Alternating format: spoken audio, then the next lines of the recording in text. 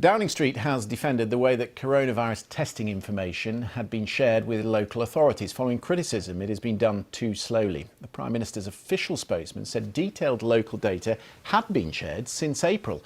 But in Leicester, where coronavirus restrictions were reimposed yesterday, the Mayor, Sir Peter Soulsby, said officials only received detailed information on Thursday night. So let's find out what went on. Clare Wenham is Assistant Professor of Global Health Policy at the London School of Economics and joins me now. Clare, it's good to have you with us.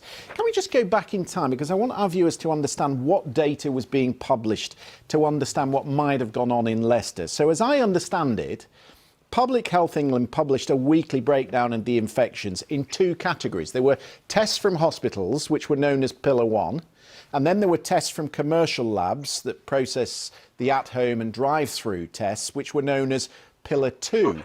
But it seems to me that Leicester weren't seeing the full picture, maybe not seeing these Pillar 2 results at all, and 90% of the new cases were under Pillar 2. Is that how you understand it?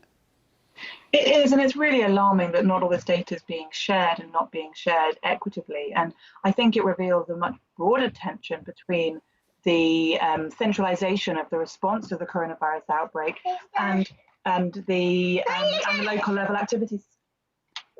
That's all right. That's all right. We know how it is working at home. Do you need to do anything? No, I'm good. Thank you. Carry on. Carry on. Where would you put it on the wall?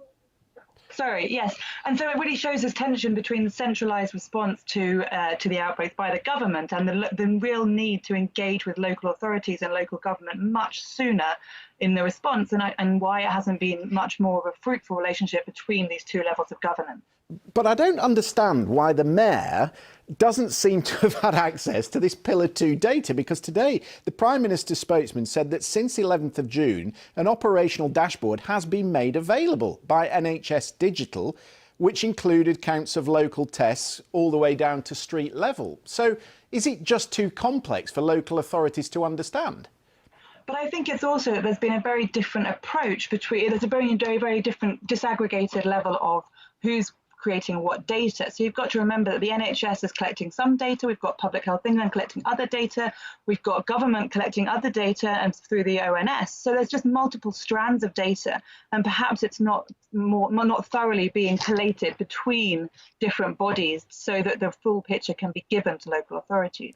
OK, so are we now saying today, from the statements we've had from the government, do we now think that Public Health England is publishing what everybody needs to see, right down to a sort of local government level? And in that case, do we say, well, Leicester's been useful, we've got an example, and we're improving our systems as a result? Yes, so so we're hoping so, and it's a learning process. So now we're moving to this new approach of these, local lockdowns. It's part of the learning process to really understand how this is happening. Now, quite honestly, this should have happened a long time ago, in my opinion. But here we are in this situation, and so how can we improve it for the inevitable lockdowns which might come further down the road? We've seen the statistics saying the other hotspots of concern might be in Barnsley and Bradford, and so how can we make sure that they're getting the right data now so we don't have this problem again? What's your daughter called? She's called Scarlett. Scarlett, I think it looks better on the lower shelf. And it's a lovely unicorn. It's a lovely unicorn. OK, so obviously, and do stop me if you need to crack on. Do tell us. I'm good, What's his name? My name is Christian. What's his name? His name's Christian. Christian. Yes. That's deciding where it can go. Where Mummy wants it to go. Oh, right. Where does Mummy want it to go? I think just on that shelf is great. Thank you. I'm so sorry.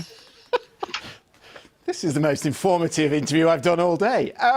So just very quickly, I'm just going to put one last one to you. Obviously, this data that they're compiling depends hugely on the track and trace system, doesn't it? Do you think that we are now getting the right sort of data in a timely fashion? Well, I think it depends on what you mean by the right sort of data. I mean, in an ideal world, we wouldn't need to have to do this kind of local level data, and we wouldn't need to have these questions of who's got the right data, are we shutting down different cities in different ways, are we putting lockdown in different places? Because if we had a functioning track or trace system, we'd be able to target exactly who it is in those cities who is at risk, who's had it, and who they've been in contact with, and we'd be in a much better position to not risk the broader economic issues which come along with lockdown. And so actually, you know, we're getting some way to trying to figure out the issues with the data, but we're still not being able to get that data of exactly who and who they've been in contact with and utilize that in a meaningful way to mitigate against further lockdowns at local or national level. Okay. Scarlett needs looking after. We're going to let you go. You're very busy. I can see you've got your hands full. But Dr Clare Wenham, thanks for being with us. Well done, you. Thank you. Thank you. Good evening.